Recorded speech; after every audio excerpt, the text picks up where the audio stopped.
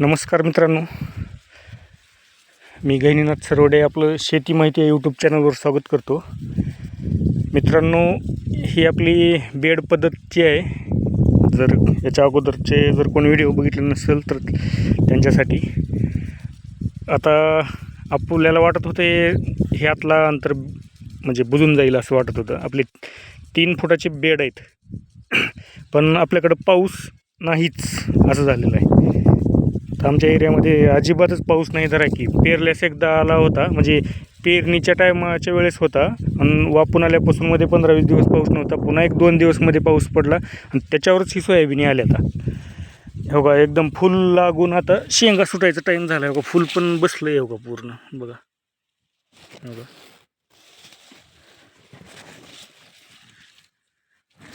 म्हणजे अजून अर्ध फूल आहे आणि अर्ध्या म्हणजे त्याच्या लहान लहान शेंगा सुटायला. आणि जी म्हणावी तशी ग्रोथ व्हायची सोयाबीनची ती झाली नाही, कारण पावसामुळं. पाऊसच नाही तर काय होणार आहे. हो का, आता बी हो का बळी पडल्या तर रानामध्ये. हो का, अशी कंडिशन आहे. मग आपल्याकडं थोडंसं पाणी आहे, लई बी पाणी नाही. 1-2 तास स्प्रिंकलर चाललं आहे एका दिवसात. तर आपण ते स्प्रिंकलर चालू केलं आहे कालपासून. आता किती दिवस वाट बघायची. हे सुद्धा सोयाबीन सगळ्याचे असं सुकून एकदम काय ते मनच लागणं शेतात असं झाले.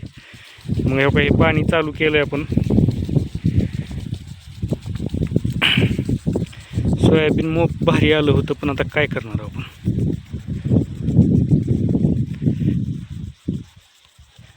हो का, विषय काय झाला आहे माहिती आहे का. आता फक्त याच्यामध्ये होणार आहे काय, आता ठीक आहे उशिरा पडेल लेट पाऊस. अजून आता 1 तारखेच्या नंतर सांगले ना, ऑगस्टमध्ये जर पाऊस चांगला गेले तर तोपर्यंत त्याला शेंगा सुटतात.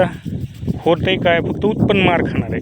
म्हणजे जे सोयाबीन चांगली कमरे इतकी वाढणार होती तिची वाढ थांबली. त्यामधला अंतर पूर्ण थांबला.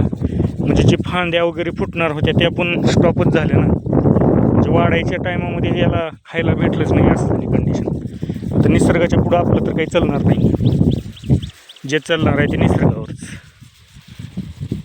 आणि हे पाणीसुद्धा प्रत्येकाकडं नाही. यावर्षी कंडिशनच लई खराब झाली बाबा. नसतं हे सोयाबीन आहे ना, असं एवढं जाम आलं असतं तर काय सांगतो.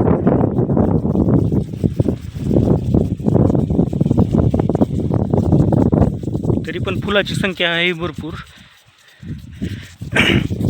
पण जिथे एका झाडाला 100 शेंगा लागायच्या त्या ठिकाणी 50 वरच भागलं असं वाटायला आता.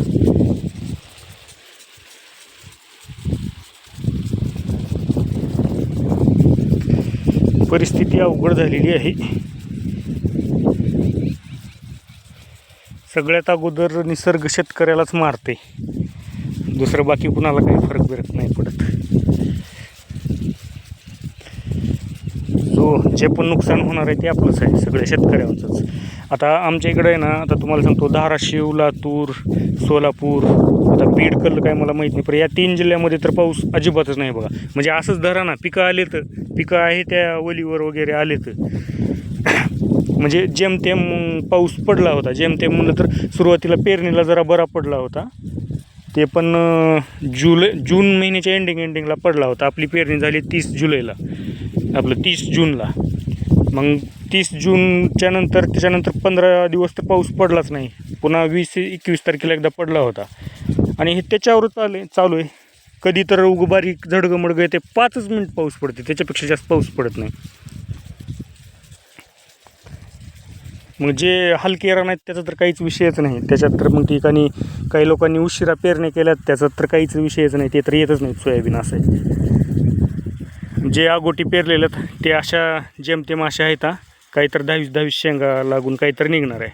पण शक्य दरवर्षी जे आपण टार्गेट धरत होतो ना, ते नंतर नाही होणार आता कंप्लीट.